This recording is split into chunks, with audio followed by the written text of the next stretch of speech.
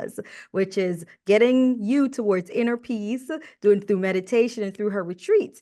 Now, Dr. Rashmi, within the last 12 months, what would you say are some of your biggest tangible wins that you've had within your business?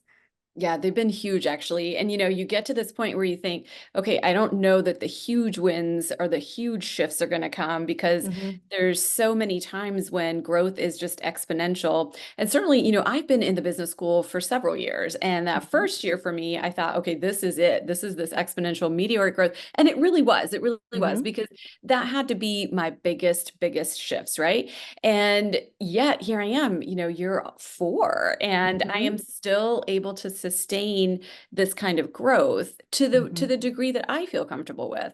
And Hmm. so my growth has really truly come from from a very organic way, and it isn't Hmm. by accident either. And Hmm. so my group membership has grown significantly in the last 12 months. My one-on-one client base, that revenue has grown by almost 60% in the last 12 months. And it's really just referrals.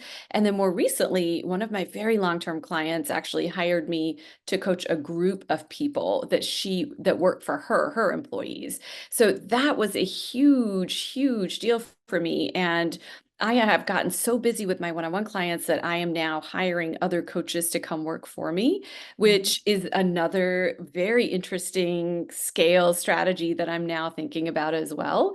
And so I would say those are the big ones. But honestly, Dr. Beckford, I also truly enjoy doing in-person things. And so I've been able to collaborate with a chef studio here locally.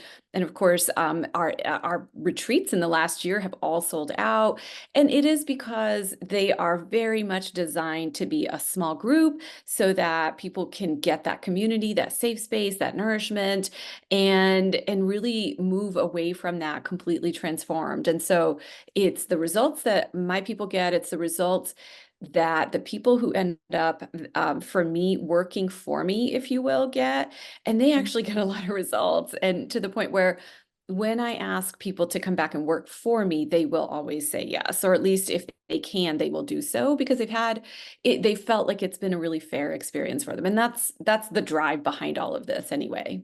I love it.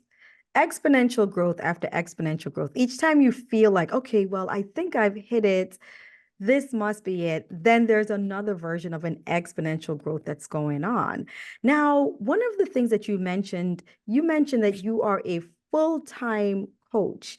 Now, when people think about coaching, they're thinking coaching, okay, well, this is a side gig, and I'm gonna work my full-time job, but then I'm just gonna do sprinkle a little coaching on the side. But you are doing this and you are bringing in full-time revenue from Oh your yeah, business and you have an significantly more than what yeah, exponential. sure. Sure. But it was a very gradual thing as far as how that ended up happening. And Mhm. I actually really loved practicing medicine. I have no beef with it. And a Mhm. lot of the people that I coach are other physicians as well. So the point isn't for everyone to like exit medicine and become coaches or Absolutely anything not. like that, right? Yes. However, I think just as a way, I love how you're framing this, which is, it's possible if we choose for it to be possible, right? Mhm.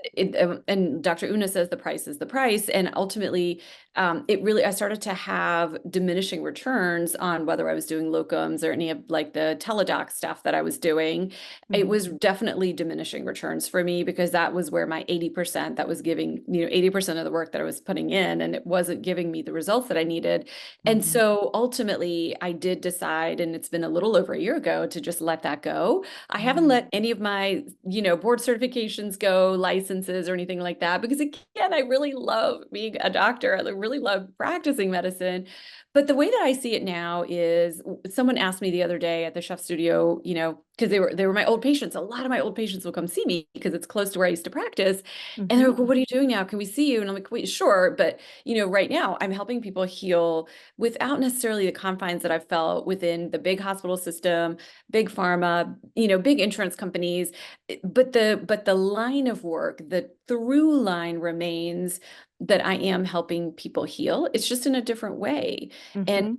For it to be authentic to who I am, I have to turn inward over and over again to make Hmm. sure that I am nourishing and healing myself so that I show up as authentically, open as I can possibly be. Absolutely. So you are constantly working on self in order to be able to, like you said, be open and bring to others, which just brings me to this next question about intangible wins. So we've talked about a lot of the tangible wins. So tell us, what are some of the intangible wins that you've seen over the last 12 months? Yeah, this is so good. Mm-hmm. And I think that again has to do with the idea of growth, is that Mm-hmm. the growth that we have as an entrepreneur is going to take the shape that it's going to take. It may be exponential at times, like I just talked about, but that's certainly not the case, not month after month. That's definitely not been the case for me, nor should it be. I mean, Mm-hmm. maybe somebody could do it, but it's not me. And so for me, I have had times of complete plateau. And so to stay in the game, and to Mm-hmm. remember the why and to do the work that has already been predetermined when there is a complete flat line and a plateau, and it seems like crickets are chirping and no one is interested.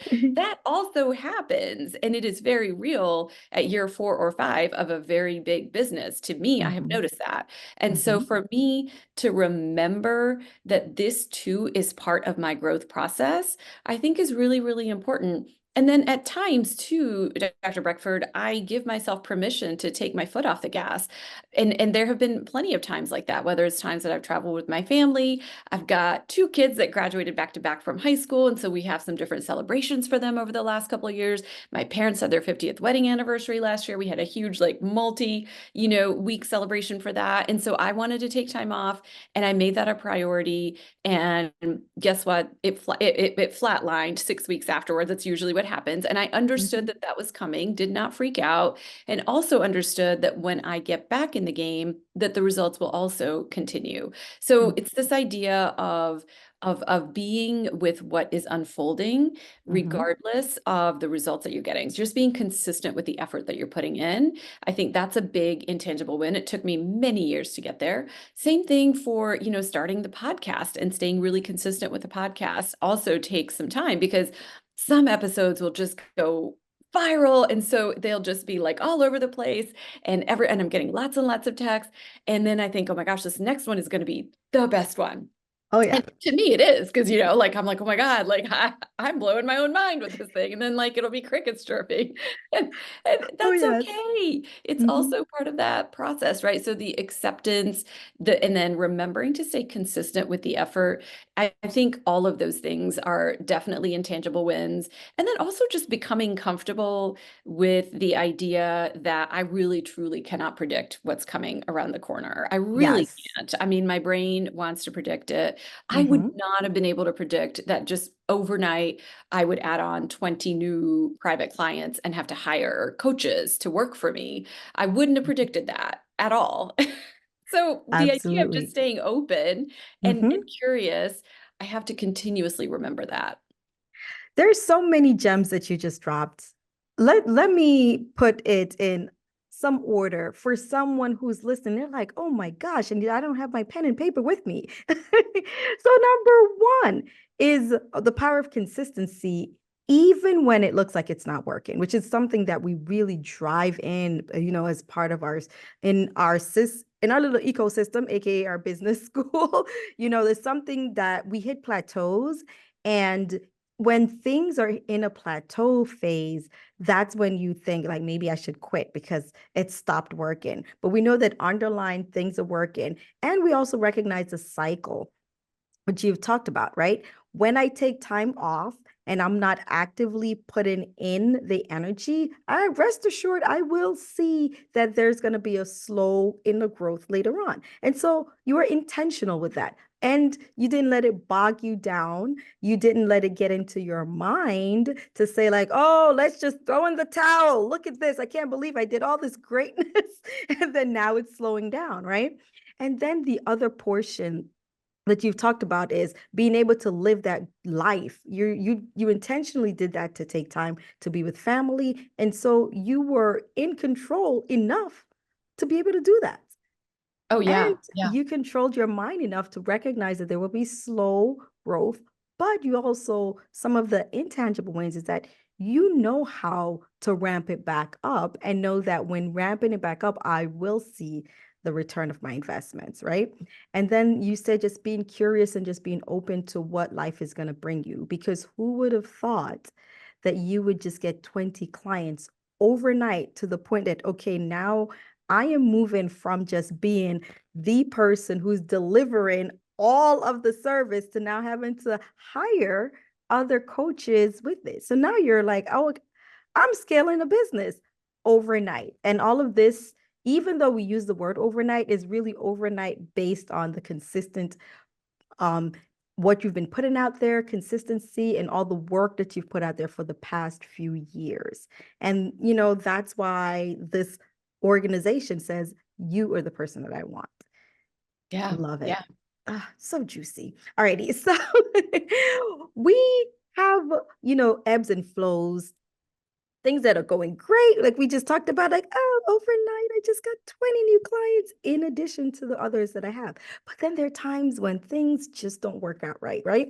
And we use those as lessons. We don't say, oh, I'm a failure. Oh, Lord. No, we just say, okay, we're going to take this as lessons. So within the last 12 months, tell us what are some of the biggest lessons that you've learned within your business?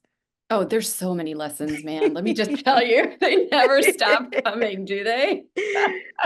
I would say a really big lesson, and it was a good bit of tuition that I paid for this, as we Mhm. call it, Yes. was so the name of the business that I started that I have had consistently is Mhm. called Optimal Wellness. And so it turned out that someone has a trademark that's Optimal Wellness MD. We don't want to get into the details of it, but ultimately it was a very prolonged, almost very expensive lesson that I had to learn Mhm. to decide whether I wanted to try to keep that particular name, try to let it go, and ultimately, a lot of attorneys were involved.